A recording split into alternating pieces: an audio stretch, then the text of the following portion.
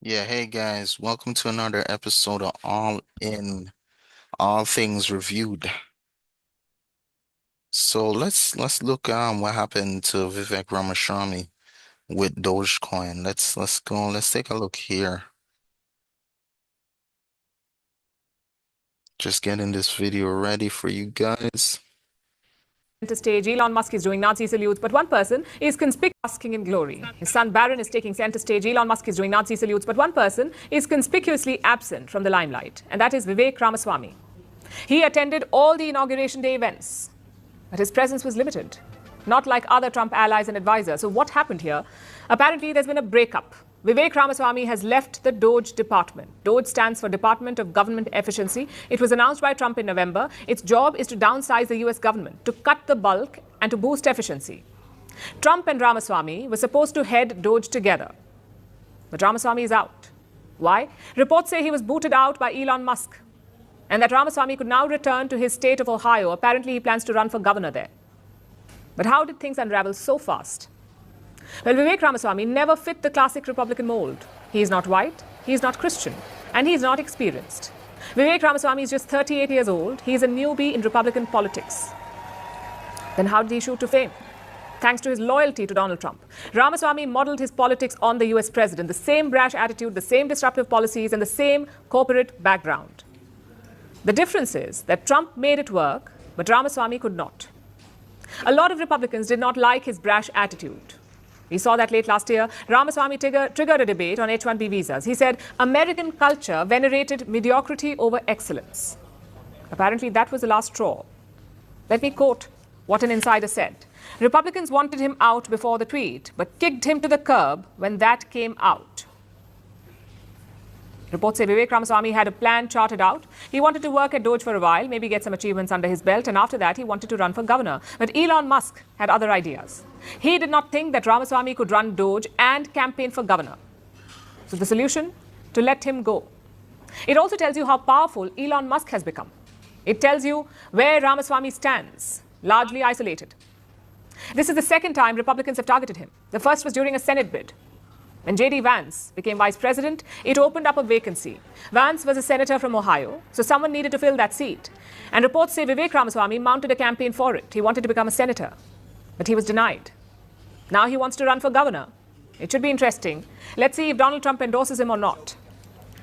But for the moment, let's take a step back because there is a larger story at play here. Yeah, can you imagine Elon working all these jobs but saying Vivek's too busy?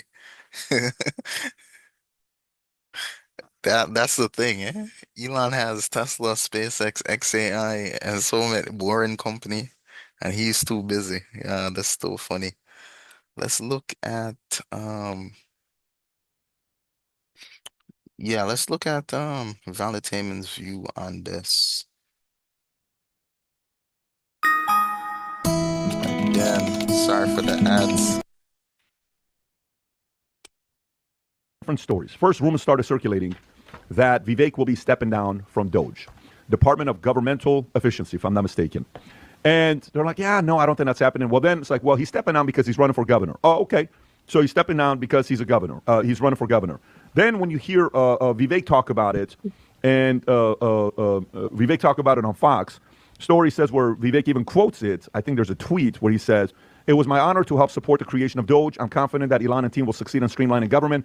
I'll have more to say very soon about my future plans in Ohio. Most importantly, we're all in to help President Trump make America great again." So that is a quote from him, I think a day ago or a couple days ago, right?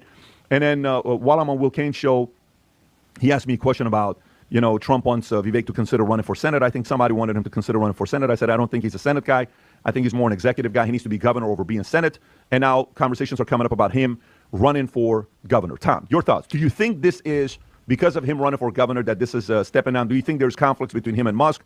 Do you think it just didn't work out? Because Trump also 2 days ago said that Vivek is still going to be a Doge, but there's a few different stories here coming out from different people. Tom. So I see two angles here. First of all, could Vivek been involved with Doge and at the same time be looking at a vulnerable seat to run as a GOP candidate? Yes, he could.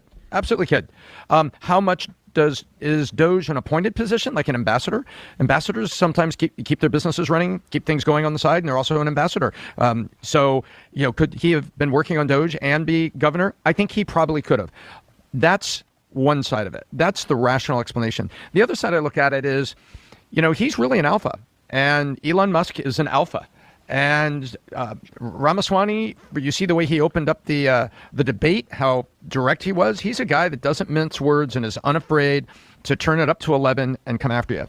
And the rumors we hear, well, may have worn out his welcome. Well, maybe they kind of banged heads a little bit. Maybe so I hear all that and I go, you know what? That kind of makes sense to me. And the fact that the governor seat's open, and let's face it, they need somebody, Pat, in these seats. And right now, Trump and others are picking draft picks to run for key seats. And so they go, you're in Ohio, you're right there, so why don't you go and do it? So I think there's a little bit of truth on both, that probably, another alpha guy, maybe two alphas together didn't quite get it. And hey, we also need a draft pick, so why don't we make this easy transition? And I don't know, I had not read it, but you mentioned something as we were about to go on, that you had seen something where Vivek said something. Yeah, no, the conversations when you hear what's going on Twitter and some people behind closed doors is, the fact that after his comments on H-1B visa, that got, I think it was 150, it's his most viewed tweet of all time. Yep. 150 million views of people that wow. saw his tweet, right? Wrong way to say it, Wow. what he did. What he said, it really pissed a lot of people off, and that was kind of the moment of, what do we do with him? Do we kind of step away? That's what some people are saying. Oh, now, that's he's going a to big clarify and probably tweet. say it had nothing to do with that, but it is what it is. I was just going to say that, and just to remind people, what he said was that American culture has started valuing mediocrity instead of excellence. Now, I don't know about you guys. Americans don't like hearing that crap. Okay, so I think that to me played a big part. I do like the alpha versus alpha as well, Tom, because if you think about it, Let's get into this one. No one seems to. Man, I gotta work on my ad filters. You've had on the podcast before.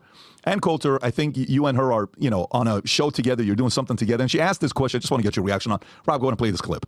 That's why I brought on today somebody who I think has some thoughtful perspectives on the future direction of our country, of our conservative movement, and on this question of nationalism and national identity. Somebody who've been fascinated it's good to see his by for a long time. Fast forward to when and she have says it, interacted Rob. with on social media, but for the first time we're having a Is it right at least here? live informed Okay. conversation in the offline sense of it. It's Ann Coulter. So Ann, thanks for coming on, and I'm looking forward to our conversation today. Me too. Thanks for having me. That was a fantastic opening monologue. I too am a fan of yours. I'm going to make a point of disagreeing with you so that it will be fun. You are so bright and articulate, and I guess I can call you articulate since you're not an American black. Can't say that about them. That's derogatory.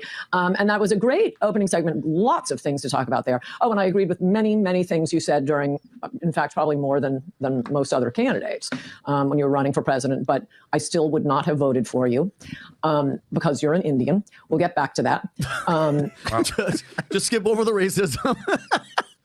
But first of all, did you know she was? Because it seems like when you guys are starting, there's a little bit of tension. I don't know if there was like pre-getting started where there was tension or not. You're pretty good at picking that up, man. So to give you the context here. So I ran this podcast during the presidential campaign. It was called Truth. Yeah. I took some time off after the campaign, and now, getting back in the swing of things. So we relaunched the Truth podcast. Just relaunched it officially last week. So, get that up on the ground. We'd have good conversations. Right. And I wanted to pick on some people who had poked me a little bit on social media or in other ways to be able to, it's kind of boring to just talk about everybody who agrees with the same thing. Right. But let's get a little bit of tension from the left, from the right. So I'll bring Ann Coulter on because during the campaign, I don't remember what exactly she said, but on numerous instances would comment on different ways in which I might not be quite qualified to be president, right? So let's get her on and have a conversation. And both of us are interested in the theme of nationalism. I did not expect she would just kick it off right there, get right into the business.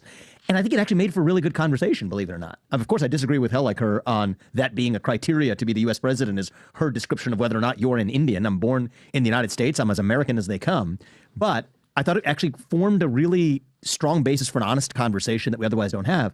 Because her view is that in order to actually be a U.S. president, you got to be even more American, right? So you're not fully American if your parents weren't from the United States of America. And in order to trust somebody the more generations they've been here, let's say you've been here 6 or 7 generations, you have more of what she would call, I think she did call it,